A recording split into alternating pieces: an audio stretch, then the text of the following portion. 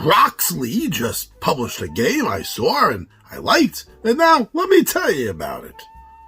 Skyrise. This is good for 2 to 4 players, ages 14 and up, and should take about 30 to 90 minutes to play. The mayor has enlisted some of humanity's greatest visionaries to help build Skyrise, a magnificent city in the sky dedicated to art, science, and beauty. But only one artisan can be remembered as the greatest. Prove your genius by using a brilliant spatial auction system to win sites to build in. Earn favor across islands and factions, scoring secrets and public objectives, counting mysterious patrons, and building your own unique wonder. Skyrise tells an interactive story of a growing cityscape. Hard decisions, scarce resources, and ever-rising stakes will keep you enthralled until the final scores are revealed. And short and sweet from the publisher, gives you just enough information, if you're like me, to get a little curious about it. And I did, and I wanted to look up a few things about this game, and I liked what I found out. That's what I'm doing here. I'm not all into steampunk, but this isn't completely steampunk, but it is, from what I can tell, steampunk-ish. Just enough of the flavor on it to make you think it and to just liven it up a little bit.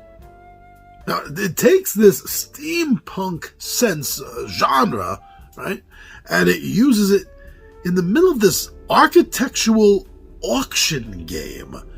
So I found quite interesting. Combining the style, the genre, along with this type of gaming, that was really different. I like different in games. Now, on the surface, looking at this game, it looks beautiful to behold. It really does. It's something that can capture your eye and your attention because of that. But underneath this beautifully visualized game is something that they're talking about that's more of a game of deep strategy than it is just visual perfection and beauty. It's a game of deep strategy and as well as business tactics. So you are kind of running things in a business sense, trying to become the CEO of this company. There's a lot of hardcore, dead-eye bluffing, for what everyone is saying in this game, back and forth with each other and the other players. This is not a cooperative game in any sense of the way. It is completely competitive, and that comes through very, very easily here, very understandably so, from what the other reviewers are saying. Now, I had not heard of, I did not know there was a game that preceded this. This actually is a standalone game, but it builds upon the concepts of its predecessor, Metropolis. So if you know Metropolis, then maybe this game will catch your attention a little bit more, since it is building upon those footprints that the previous game already laid down.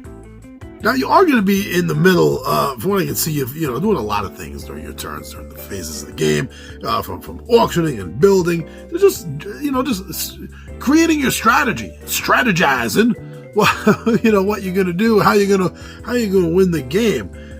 But allegedly, I'm also reading and finding things also that this is allegedly a well-hidden interactive narrative game about the story of this city building up into the sky. That's something I didn't expect when I came across it in some of the reviews, and that did totally catch me by surprise, and I found it very interesting. So while scratching around trying to get these hard to come by resources, I don't know how much of a connection there is, but it kind of reminded me of the hard to come by resources and multiple homeless problems in the London board game. I don't know if that's the way it translates here, but from reading the reviews, that's definitely what I thought of. And I also saw that this game can be run individually, just game to game, but there's also a campaign mode. And I'm sure that is where this narrative storyline building is coming from. I don't see where else it could be, and that kind of makes sense. So yeah, you can play this as a campaign. Wow, an architectural auction game that's a campaign. I don't really know of many things like that, many games that fall in that category. I think that putting this all together are the reasons why it's really caught my attention. I have it on my gaming radar as something to potentially get and show off here on the channel. But for right now, all I have to go by is what other people are telling me. So that's what I'm telling you, what others have to say. But don't listen to me or any other talking, floating ahead here on YouTube or any other social media site.